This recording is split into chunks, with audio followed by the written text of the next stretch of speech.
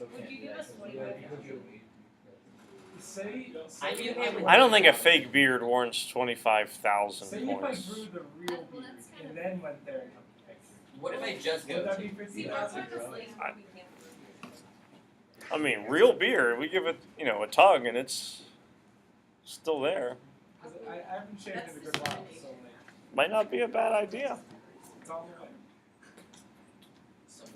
If you flip to the back page, you'll go, hey, wait a minute. I've already done this before. An anthropologist studying first-year students at a university writes freshman phrases like, how are you? Nice to meet you. Hey, there's a Cesar Chavez Foundation web link again.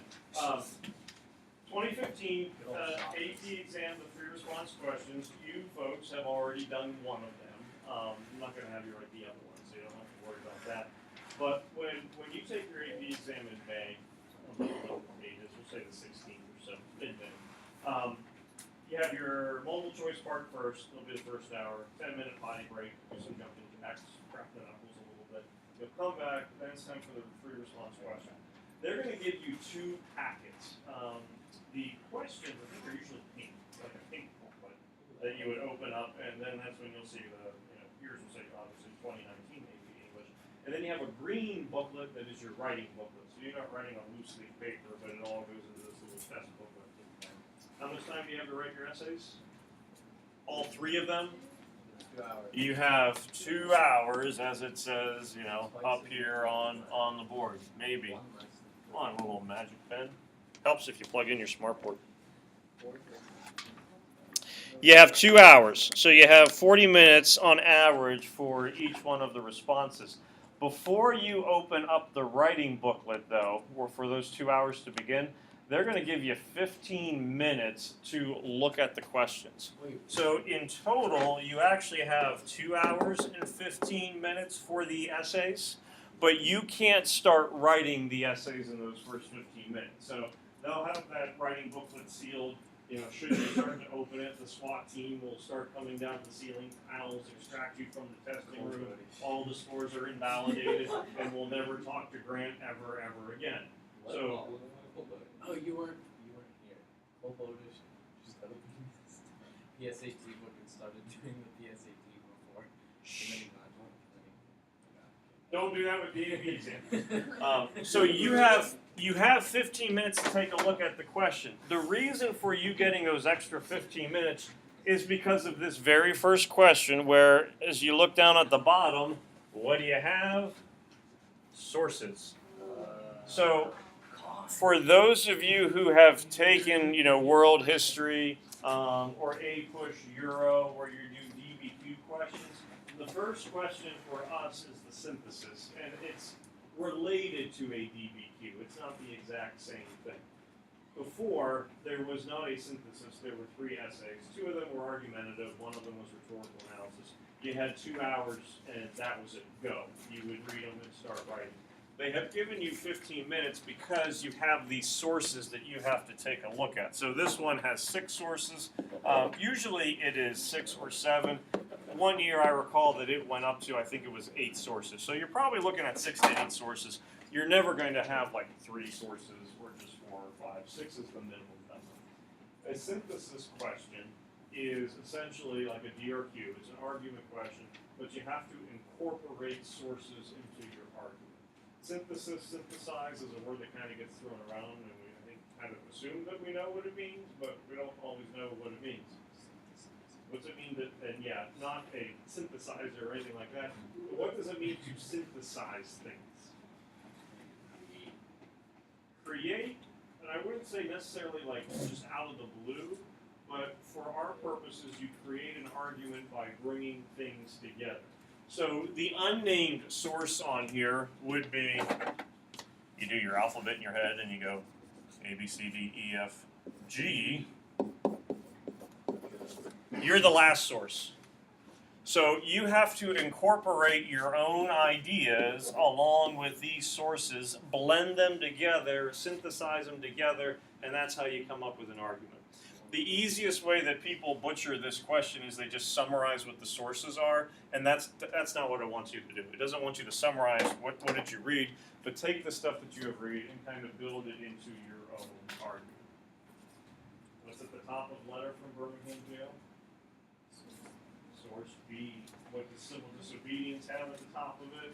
Source A. The next packet you have, I bet you can figure this one out. Source D. I was going to put D and just be like, source C. And then Emma would freak out. So down the road, and this isn't what your immediate concern is going to be, but you want to hold on to letter from Birmingham Jail. You want to hold on to civil disobedience and the notes if you take them for your quiz, because these are things that are going to work their way into a synthesis essay that we're ultimately going to do. Now, that synthesis essay, you're not going to be submitting until like December, so it's not something that you need to have on the front burner of your mind. And these sources are much, much longer, lengthier than what would show up on an AP exam. They're not going to give you 15 minutes to read civil disobedience, letter from Birmingham Jail. That's all I need. The Grapes of Wrath. Yeah. That's another source that you have. Throw in the Odyssey in there. They're going to tend to be like one-page things, but we're going to start with some lengthier sources. Introduce you to how, hello, announcements. At least introduce you to how the synthesis essay works before we start writing our own one.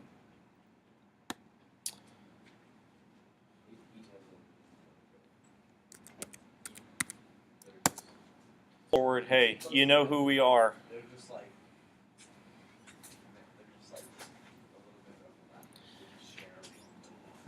All right, so this synthesis question, the format, the structure of the question, it kind of breaks down into three, you could say 4 parts since you have sources down here. You kind of have a little bit of an introduction where the first, I wouldn't call it a paragraph, but the first section kind of establishes the context. The middle part is the actual prompt. This is what you have to do. And then these are kind of like the rules or the reminders. Don't forget how to cite your sources and all that kind of stuff. So our context, many high schools, colleges, universities have honor codes or honor systems, sets of rules or principles that are intended to cultivate integrity. These rules or principles often take the form of written positions on practices like cheating, stealing, and plagiarizing, as well as the consequences of violating the established codes. So you're getting information. It's not telling you what to do yet. But after reading the first word, you can usually go, probably has something to do with academic integrity, cheating, plagiarism, all that kind of stuff. Carefully. You know how they always want a well-organized or a well-written essay? They always want you to carefully read the sources too. So Grant, when you read them carefully. Carefully read the following 6 sources, including the introductory information for each source. Then, there's that word, synthesize information from at least 3 of the sources and incorporate into a coherent, well-developed argument for your own position on whether your school should establish, maintain, revise, or eliminate an honor code or honor system. So this is your argument that you have to look at. You're developing a position. It says your own school, so you're not writing about, a universal application, but you're going for your specific school, North Hills. Do you think honor code systems should be maintained, revised, eliminated, established? That was an argument that came up first period. I would say there's one, besides the prompt, there's one other piece of information that's pretty important in that middle section. So how many sources do I have to incorporate? 3. Emma writes a wonderful essay. She doesn't use show. Great example. She has 2 sources. She's getting a 4. Because if you don't have those 3 sources, you haven't met the necessary requirement. You can absolutely use more than 3 sources. And to use 3 sources doesn't mean that you have to do these big, long, lengthy quotes, but you have to at least reference 3 of the sources. If there were more sources, this prompt has 7, or this prompt has 8, the magic number is still going to be 3. So, Heath, I pinky promise that on your synthesis essay, you'll have to use 3 sources. They could give you 12, and it's still going to be 3. If not, you'll stand up, you'll rip up the test, you'll go, I demandeth a synthesis essay that not stinketh, because you'll take Thoreau's granddaddy's ideas, and then you'll march out. And then the SWAT team will come down from the ceiling tile and extract you and all that stuff. After you've marched out. So it'll be very anticlimactic. Your argument should be the focus of your essay. Key phrase right here. So again, you are the unnamed source. Make sure that you are the driving force of the essay. The sources are helping out your argument. The sources are enhancing your argument. The sources are complementing your argument. Whatever kind of word or phrase you want to use, but the main element is still you. Use the sources to develop your argument and explain the reasoning for it. Avoid merely summarizing. Indicate clearly which sources you are drawing from, whether through direct quotation, paraphrase, or summary. So you don't have to quote because you could paraphrase as well. You could summarize, but it said merely avoid summarizing. So generally we stay away from the whole summary thing. You can cite the sources as A or B, or you could use the descriptions that are in the parentheses. You are not getting tested on MLA format. Your last page isn't going to be a works cited page. So as long as you go, make reference to source A, according to source A, you put source A in quotation or in parentheses, you're perfectly fine. There's no preference for using the description in parentheses, usually the author's names, or source C, B. Just be consistent with it, you'll be all right. I know we're still not familiar with it, but any questions at least about what it's asking you to do? Why? That's the initial reaction, is that most people don't like it. It's a lot. The text of the sources, and source A is one of these, and source E is one. There's always going to be something visual. So we got a cartoon here. It does tend to be more two than usually just one. It's not uncommon like this one to have a cartoon or something visual. It could be a photograph. We've had photographs of like statues, monuments, testing booklets, pennies, post office, and then also a chart will kind of generally be there as well. So at least two of the sources, I don't want to say they're easy, but they're not going to be intense reading. Pretty much, you're otherwise looking at sources that will cover at most like a page. I do think, I don't know if it was last year or 2 years ago, I think there was one source that did go onto the back of a page for a little bit. That's pretty rare. A lot of them also will kind of outline points. So the nice thing about this topic is you might not have given great thought to it, but the context of it you understand. If they were to give you, like one year there was a question about how should the post office rework itself to be more profitable? You might not be too familiar with, I don't know how the post office should rework itself to be more profitable. They gave you some sources that had a good amount of background information and little blurbs, so you at least didn't feel quite as uncomfortable with it. I bet whatever the topic is, it'll be something you haven't really thought of before, because they tend to kind of go more that way.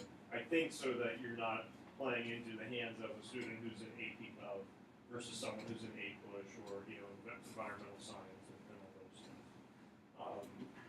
But we'll do enough of them that I think you've been, alright, this isn't really all that bad.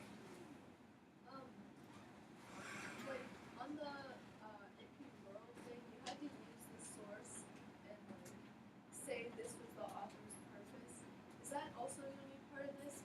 And I would say that's why the DBQ and the synthesis are like cousins as opposed to like in the same family. The direct same family, immediate family. They're still in the same family. You always get this intro stuff up here, and it would be something that I would look at because you can find out how recent is it so far as dates, where has it been published. Sometimes you'll get a thing like a web blog. It might be a personal letter or whatnot. All of the sources, and I know this wasn't your question, but all of the sources are valid. They can be used. They're not testing you on source credibility. Zach, you picked the wrong source. Why did you go with the blog? If they give you the source, you can use it for your argument, so you don't have to worry about that. They are not testing you on, do you know who this writer is? Do you know what her viewpoint was prior to this event kind of taking place? So whereas you have to demonstrate more background knowledge about DBQ sources, here it's can you recognize the author's argument? Can you recognize the point? How does that complement what you were trying to do? So you could certainly use material from the sources to support your own idea. Just don't use the sources as like your only examples. You know, you could kind of start off with the sources like, you know, this could also be seen in more recent events with, and you kind of connect it, or you could go historical, but they're not going to test you on, do you know who Aaron Bacall is? And can you explain what type of publication, you know, that this cartoon or the articles and the other ones have been published in? So you're focused on this honor code question. You don't really have to worry so much about, can you give us background knowledge about all the sources? And you're not most likely going to have Martin Luther King, Henry David Thoreau, like literary people as the source. It's probably going to be folks like that. So you read the prompt. Jesse, your complaint was there's a lot of stuff to read. Before you start looking at the sources, what would be a good thing to do? Because you're going to read this page, and then the immediate reaction is to turn the page and start looking at source A, source B, source C. Before you turn the page to source A, I would spend some time and try to figure out at least what your stance would be. What's your initial reaction? Now, the sources might tweak that idea a little bit. The sources are not meant to funnel you into a certain viewpoint, so it's not that after reading all the sources you would go, obviously we need to revise the honor code. Maybe you still feel like you need to eliminate it or whatnot. But I would try to come up with your own argument, or at least your own viewpoint, and then you have a better idea as to which sources will best complement what it is you're trying to do. Do we have an honor code at North Hills? Nina's response. Do we? We do. Oh, we do. In this room. But that wouldn't count. That wouldn't count as like an honor code, you know, for a whole entire school. Do we have any kind of honor code, honor system for North Hills? Someone else asked that earlier about, and I would say no, because those I would say are more like treatment of like social interaction as opposed to academic. Although I mean, social interaction is still part of an honor code. You know, I'm going to treat other people with respect. So you could certainly say that that would be part of it. From that academic stance, I'd say it's a little bit more murky as opposed to clarity. There are things in the student handbook that if you're guilty of plagiarism, you know, 0 for the assignment and then discipline referral, but it doesn't get really any more specific than that. Did you say the Declaration of Academic Integrity?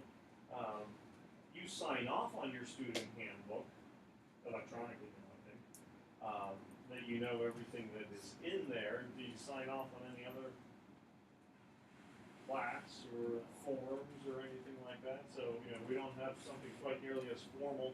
Some schools, private schools, tend to be more nitpicky with this. There could be, I have a student that I tutored, she went to Sewickley. Every assignment that was done out of school, she had to sign off on that this is my own work. So it could be, you know, your brainstorming notes that you would do for Catcher in the Rye, you would have to sign off, let alone like an essay or something like that. Math homework, social studies, whatever the case may be. Emma doesn't like that idea. Why don't you like that idea? I like that.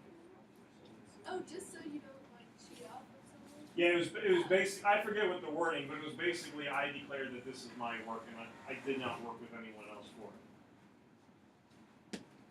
I feel like they have water fields like in elementary school, like they always talk about them, but then I feel like in high school they kind of just are like, you just know what you're supposed to do. So there's like, maybe not an honor code, but there's like an honor expectation. Yeah, I think it's just like, Okay. what's this?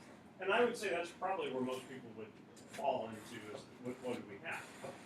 What would be different is should we establish, should we maintain, should we revise, should we eliminate?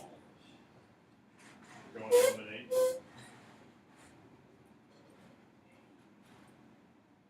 You like this murkiness? Because then you can bend the rules. Yeah. I'm a minor, let's see. They give you 4 options with establish, maintain, revise, eliminate. You could say abolish as opposed to eliminate. They're not going to crack down on the fact that, hey, you didn't use the term eliminate, but they're at least kind of giving you the ideas. You notice it says well-developed argument for your own position on whether your school should establish, maintain, revise, eliminate. You could argue that for certain assignments, if you want to take something like, our declaration statement, that essay writing, there should be a statement.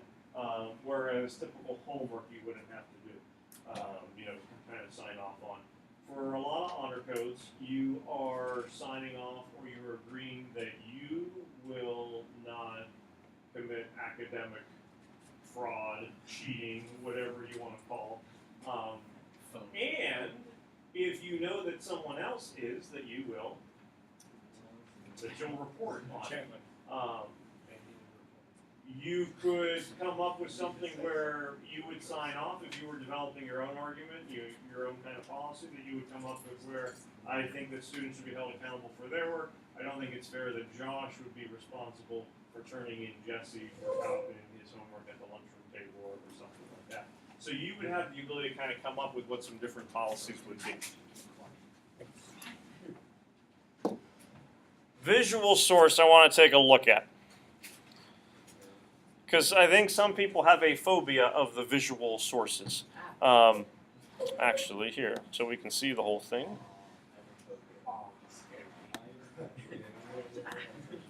Well, that doesn't help with really seeing the whole thing.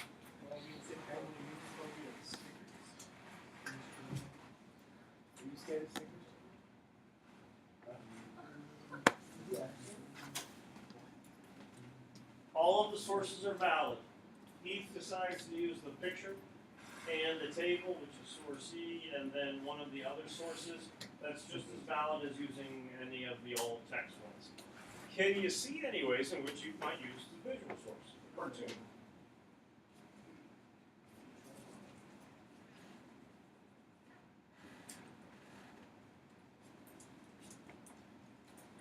Your argument was going to be that there needs to be an honor code, and then to uphold that, you could say there should be more cameras around the school or something. If you were going to make that argument, then you could. And then you would select 1984 as your independent reading novel and read about Big Brother and the Eye in the Sky.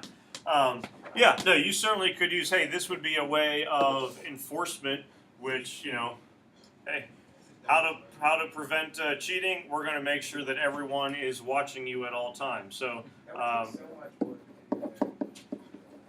there's certainly a lot of cameras.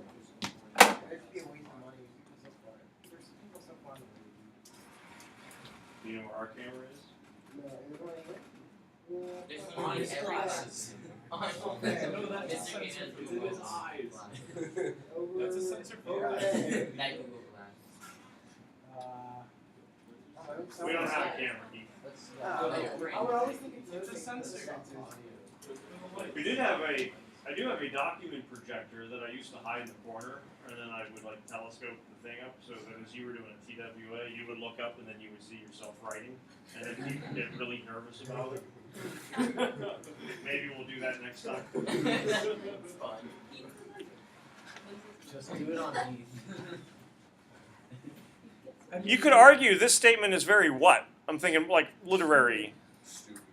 No, that's not literary.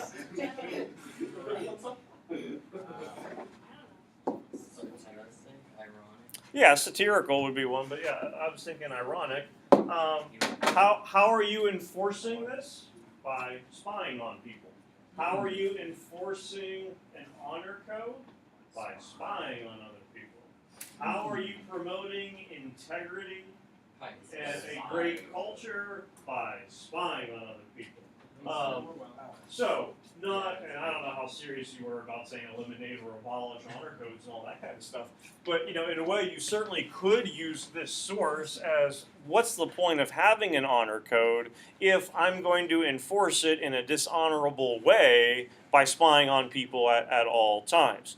You don't have to use a source that you agree with. You could still argue that you should maintain or establish an honor code system, but source A brings about a way that you don't want to go about it. You don't create honor and academic integrity and all all those things by scaring people.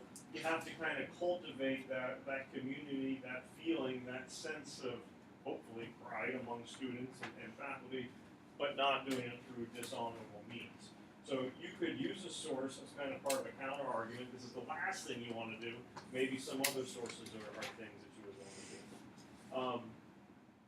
What would be the benefit of having an honor code system? One that we're more aware of, put it that way.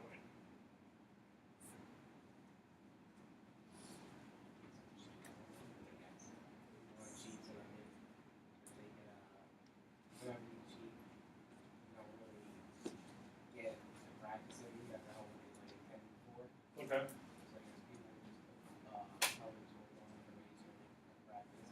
So the hope would be the purpose behind the assignment is better understood as opposed to copying stuff down for points and things like that. Megan, what were you saying? I was just saying that like if kids actually knew that they would get If there were clear expectations, and I mean, you remember in elementary school, there's probably classes that still do it where the privacy screens come out. We're going to do a spelling test, everyone, and you get the trifold cardboard, and you can't see anywhere. From a student perspective, I'd put it on the other side. See now the demon's insulted. As a student taking a test, it would be nice to know that all I have to worry about is my test. I don't have to worry about someone else's eyes. It would be nice knowing that whatever grade so-and-so gets, that one was deserved. Emma got a 98 on this test? There's no way that's possible. What did she do? She must have cheated. What was the source? It would be nice as a teacher that when Jesse turns in an essay assignment and I go, this is really good, as opposed to the initial reaction being, all right, where did he get it from? That you could reward the student for, hey, you did a nice job with that assignment. I'm proud of what you were able to do. So part of the reason for that academic code you could look at from a teacher perspective, from an administrator perspective, not just having to necessarily be that the student perspective throughout. A lot of sources you could certainly be able to take a little bit of material from and utilize within your writing. So like the chart here for E, showing you about how if an honor code is fairly enforced and things like that, the percentage that tends to jump out would be like this 88% down here at the bottom. Students who believe that failure on the assignment was a reasonable sanction for a violation of the honor code. You could have a bit about your response being about what would be necessary punishments. And if you were to do something like, the vast majority of students agree that failure for an assignment that was done in a dishonorable manner is acceptable, you could put source C next to that statement. Because you have referenced the source, you've referenced material that you garnered from it. You don't have to go, quote, 88% students who believe that the failure on assignment and go word for word. Just acknowledging a source, how it's being used, is enough to synthesize in with your own ideas. So I think for synthesis, folks kind of get turned off by, I have stuff to read, but that's why I have 15 minutes. But you're still in control of the argument. You're just using the sources to better enhance your ideas, to validate your ideas, because it does give you some statistical, some anecdotal, some logical reasonings and things like that. So we're not doing the honor code synthesis. We're not doing the Cesar Chavez, although question plays for the foundation.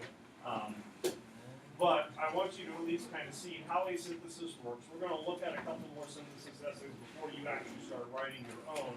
But the last thing you want to do is, when we're done with our civil disobedience quiz, is tear it up, throw it away, because later on when we talk about source A for row, civil disobedience, source B, letter from Birmingham jail, King, Steinbeck source, the grapes of wrath, don't care of that book, because those are things that we're going to be using for that next assignment. You don't know what the prompt is, so if you're sitting here going, I don't know what I'm writing about, neither does the person next to you. We'll worry about that stuff later. I don't know, I think Megan knows. Privacy screen. Bring your privacy screens for the throw quiz tomorrow. I drew a cyclone hammer on it. He hasn't had